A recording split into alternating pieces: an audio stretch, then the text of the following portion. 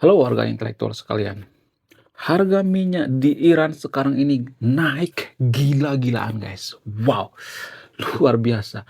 Belum pernah sejarahnya Iran menaikkan harga BBM-nya segila ini. Wow, luar biasa. Nah, yang jadi pertanyaan, kenapa bisa seperti itu? Apa alasannya? Apakah karena Iran sekarang ini lagi mengalami masalah yang sangat berat gitu? Apakah Iran sekarang ini sudah di ujung tanduk? Nah, yang jadi pertanyaan berikutnya misalnya, kenapa Iran ini mengalami banyak masalah akhir-akhir ini? Apakah dipengaruhi oleh embargo daripada luar negeri? Apakah sanksi internasional mempengaruhi dalam negeri Iran? Apakah karena aset-aset daripada pengusaha-pengusaha Iran dibekukan? Apakah aset-aset daripada pemerintah Iran yang dibekukan di luar negeri? Apakah ini berpengaruh atau tidak? Kemudian saya melihat ya, masyarakat Iran ini sangat benci banget dengan yang namanya Amerika. Benci sebenci-bencinya. Nah, yang jadi pertanyaan, kenapa bisa seperti itu? Kenapa Iran ini membenci mati-matian Amerika? Apakah ini dipengaruhi oleh kitab suci? Apakah ini dipengaruhi oleh agama? Apakah ini dipengaruhi oleh eksternal atau internal daripada Iran itu sendiri? Apa yang paling mempengaruhi? Apakah ini dimanfaatkan oleh pemerintah Iran untuk meraih kekuasaan? Kemudian, kalau saya perhatikan ya, akhir-akhir ini Iran minta tolong sama Pak Prabowo.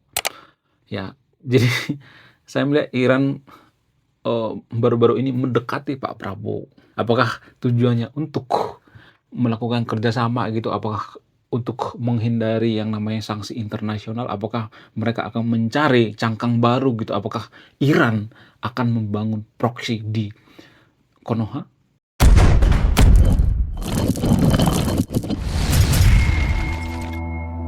Pemerintah Iran menaikkan harga minyak gila-gilaan seperti sekarang ini, guys. Apa itu alasannya? Alasan yang paling masuk akal itu karena mereka sudah kekurangan dana gitu ya. Mereka sudah kewalahan gitu ya dalam mengolah keuangan negara. Kenapa? Karena duit mereka itu habis buat apa? Buat beli yang namanya peralatan senjata gitu ya. Nuklir dan lain sebagainya. Jadi mereka itu lebih mengurusi yang namanya nuklir daripada mengurusi rakyatnya gitu.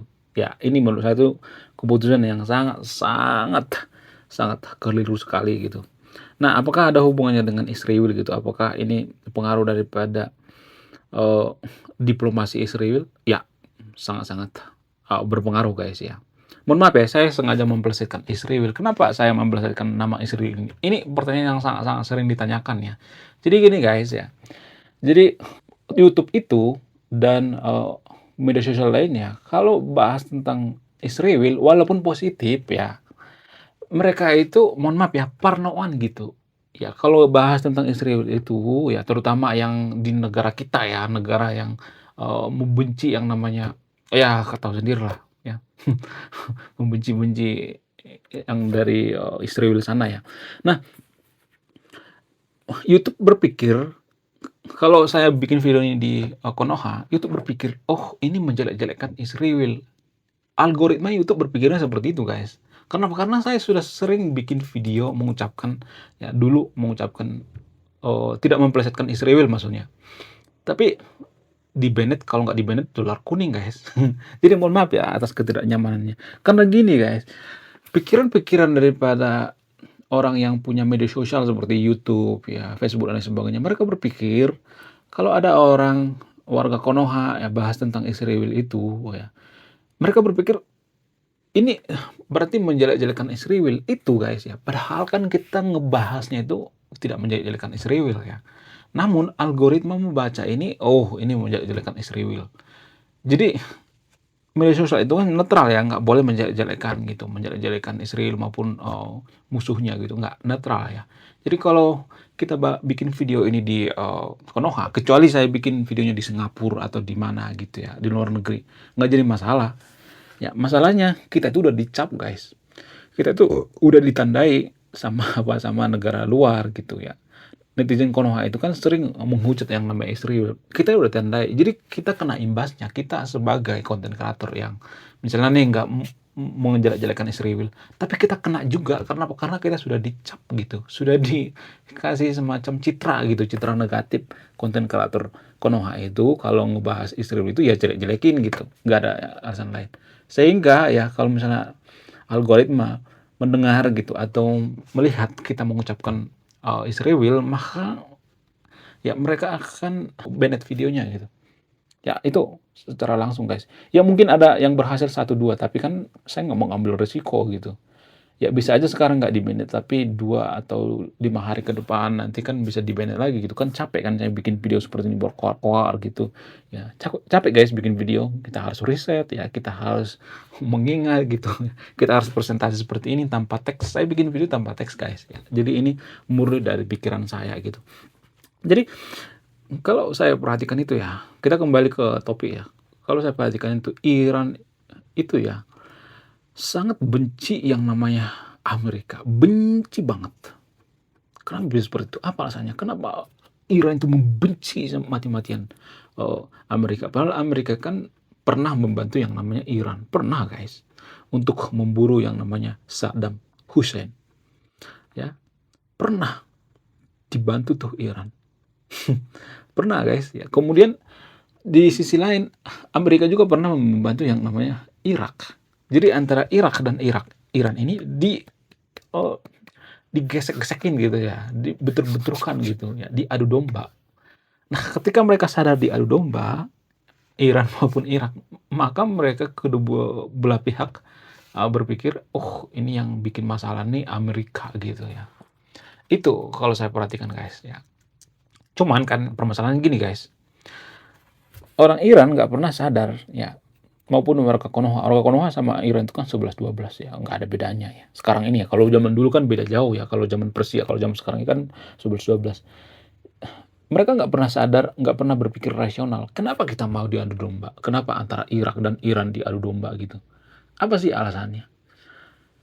Karena mereka nggak pernah introspeksi diri. Harusnya introspeksi diri dong ya. Harusnya seperti Vietnam dong ya. Vietnam kan introspeksi diri. Mereka bisa mengalahkan Amerika tuh, Vietnam. Kalau boleh jujur, kenapa? Karena mereka bersatu, introspeksi diri, nggak mau dipecah belah gitu. Sementara kan Iran dan Irak ini kan mau dipecah belah. Nah yang jadi pertanyaan, kenapa mereka mau dipecah belah? Ya karena bodoh lah. Kenapa Indonesia mau dipecah belah oleh Belanda? Ya karena kita bodoh. Gak ada alasan yang lain. Kenapa kamu mau kita dipanas-panasin gitu? Sama seperti Irak dan Iran. Kenapa antara mereka mau dibentur-benturkan gitu? Ya saya tahu tujuannya itu untuk mengambil minyak gitu ya. Untuk menguasai minyak di Timur Tengah. Saya tahu betul itu tujuannya. Tapi yang jadi permasalahan adalah kenapa mau dipecah belah? Kenapa mau dipanas-panasi? Jadi orang yang mudah dipanas-panasi itu ya, orang yang mau dipecah belah itu adalah orang yang bodoh. Ya, bagaimana teknik mereka memecah belah? Ya seperti teknik divide et impera.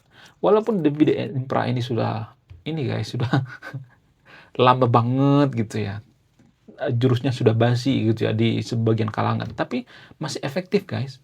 Bagaimana cara Amerika memecah belah Iran dan Irak? Ya cukup danai yang tidak pro dengan pemerintah. Makanya nasionalisme itu sangat penting guys. Kalau kita nasionalisme sudah luntur, maka kita akan mudah dipecah belah. Elit daripada orang Iran itu sendiri, elit partai atau elit pemerintah Iran itu sendiri yang didanai, sehingga mereka pecah belah. Nah yang jadi pertanyaan, kenapa elit-elitnya mau dibeli gitu ya, mau disogok gitu, apa alasannya? Ya karena mereka nggak setia terhadap negaranya, karena mereka nggak setia terhadap pemerintahannya, mereka mudah digoda oleh duit gitu, ya dikasih godaan gitu. Itu yang jadi permasalahan. Cuman kan orang-orang warga Konoha nggak pernah sadar ini, selalu menjelek-jelekkan Amerika. Saya tidak mendukung Amerika ya, tapi kalau misalnya nih ada iblis nih ya, iblis menggoda kita, masa kita harus menyalahkan iblisnya? Ya salahkan diri sendiri, kenapa kita tergoda? Ya kan? Ya nggak sih? Saya lebih berpikir seperti itu guys ya, lebih ke dalam gitu, bukan keluar gitu ya, lebih ke introspeksi diri. Kenapa Iran dan Irak ini mau diadu domba? Ya karena kesalahan mereka, karena kebodohan mereka. Lalu kenapa mereka tiba-tiba membenci Amerika ya kan? Ya karena Amerika juga pernah mengalami hal yang sama. Jadi kita nggak boleh melihat ini hitam putih guys. Dulu Amerika perang saudara guys. Kenapa mereka perang saudara? Karena mereka mau dipanas-panasi, ya, mau dipecah belah gitu ya, mau berantem satu sama lain. Nah, karena mereka belajar dari sejarah, ya, mereka belajar dari masa lalu, dan mereka mempraktekkan ini ke negara lain gitu. Iya kan? Kalau misalnya mengatakan, oh jahat banget sih Amerika, ya kan namanya manusia, ya kan? Mereka punya kebutuhan kok. Ya, mereka punya kebutuhan apa? Minyak. Mereka pengen menguasai minyak. Ya namanya manusia ya kan. Kita kan nggak bisa melihat masalah ini hitam putih, nggak boleh. Ya, kita harus melihat masalah ini dari sisi warna lain gitu ya. Ada warna abu-abu gitu selain hitam putih. Ya, hitam putih itu kan pemikiran-pemikiran yang kekanak-kanakan ya. Amerika jahat ya. Iran baik, nggak seperti itu ya. Israel jahat ya. Palestina baik, nggak seperti itu, nggak sehitam putih itu, nggak. Kita harus melihat warna yang lain gitu, nggak boleh berpikirnya hitam putih. Warga Konoha itu berpikirnya itu hitam putih banget gitu ya. Dan warga Iran juga seperti itu ya. Kenapa warga Iran ini mendukung yang namanya Ayatollah? Sorry, bukan Ayatollah, Ayatollah. Karena Ayatollah ya memobilisasi kebencian-kebencian daripada rakyat, memanfaatkan gitu ya. Karena rakyatnya membenci yang namanya Amerika, lalu dia memanfaatkan ini. Kenapa Ayatollah sekarang bisa jadi pemimpin di sana? Ya karena banyak yang membenci Amerika. Nah, orang-orang yang membenci Amerika ini bersatu gitu ya di bawah kepemimpinan Ayatollah, sehingga mereka militan. Jadi mereka itu bersatu atas dasar kebencian sebenarnya, kalau boleh jujur ya. Atas dasar kebencian. Nah, kebencian ini apakah ada hubungannya dengan kitab suci? Apakah ada hubungannya dengan ayat-ayat?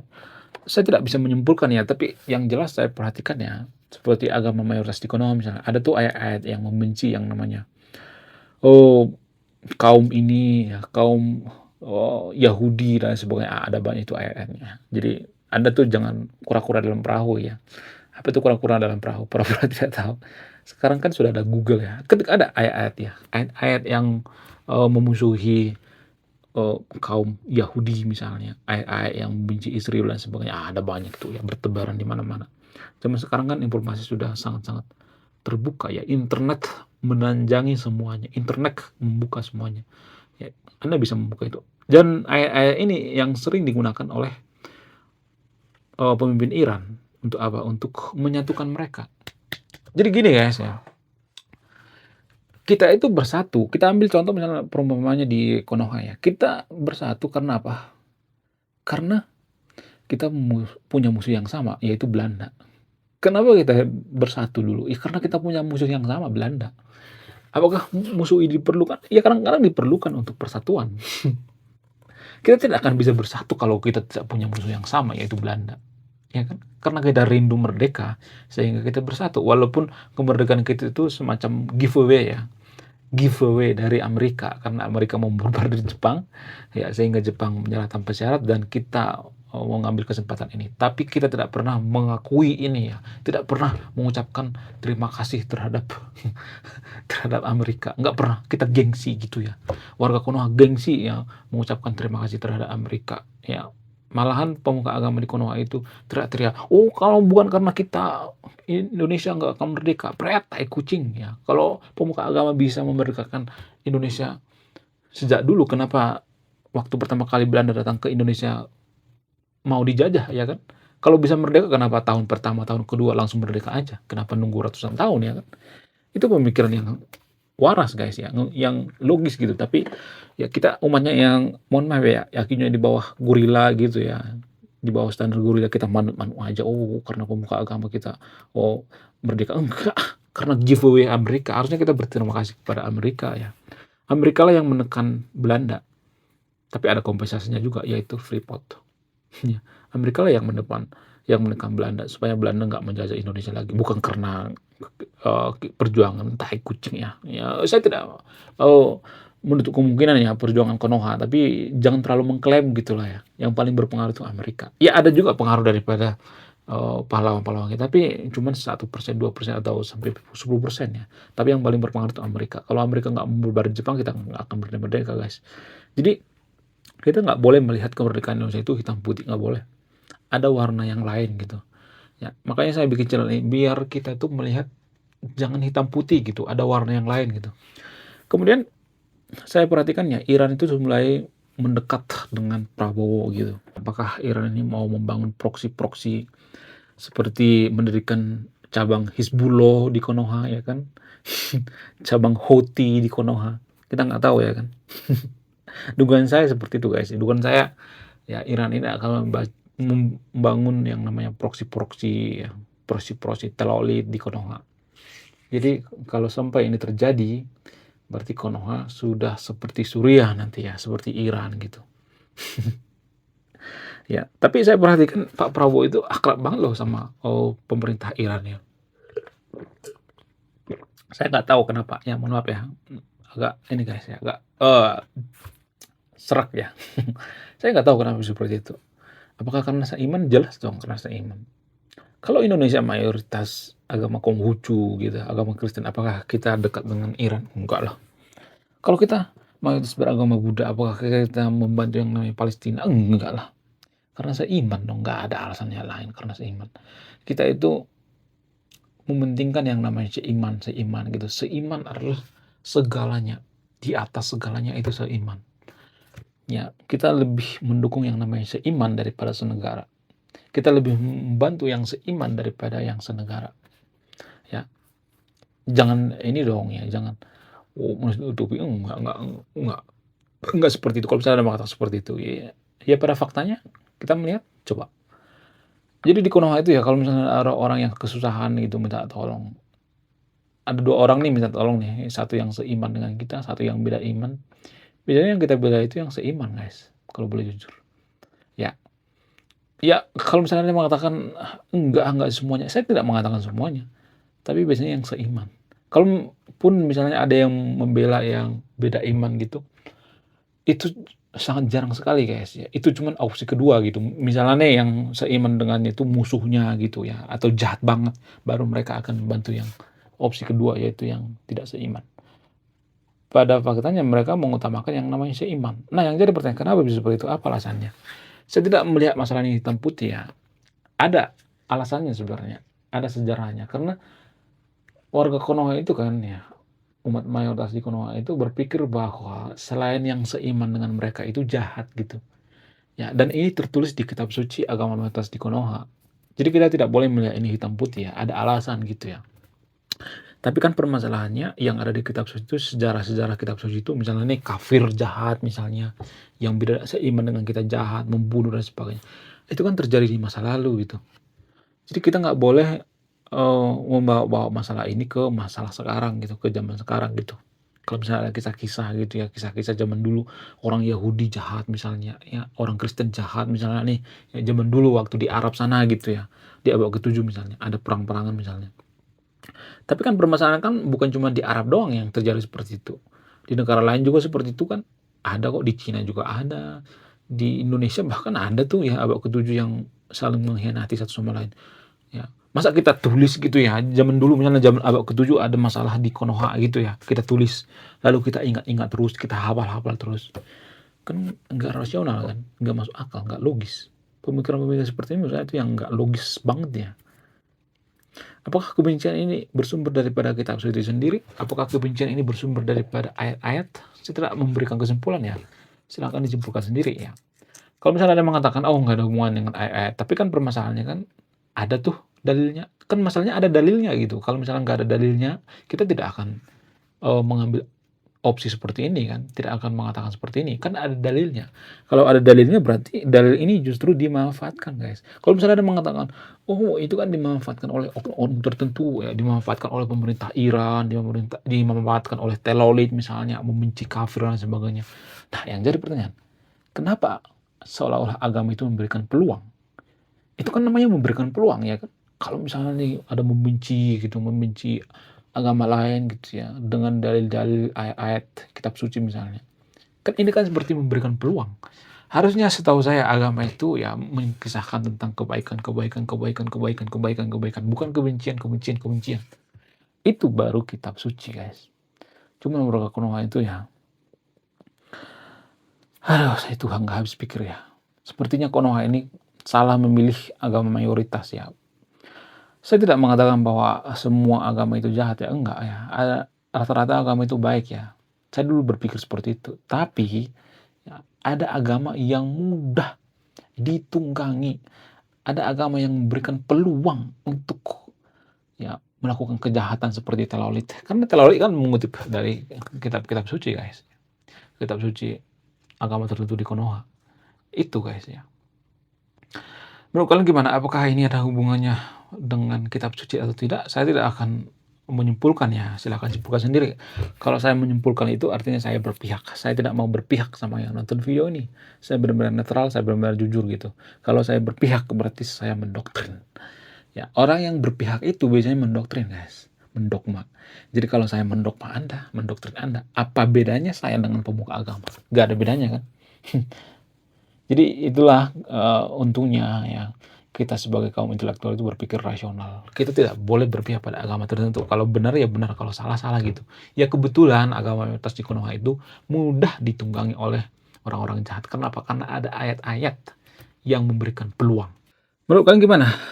Apakah ini hubungannya ada dengan agama atau tidak? Silakan simpulkan sendiri ya, tulis di kolom komentar ya. Sekian video ini, terima kasih sudah menonton. Saya kaum intelektual, salam rasional.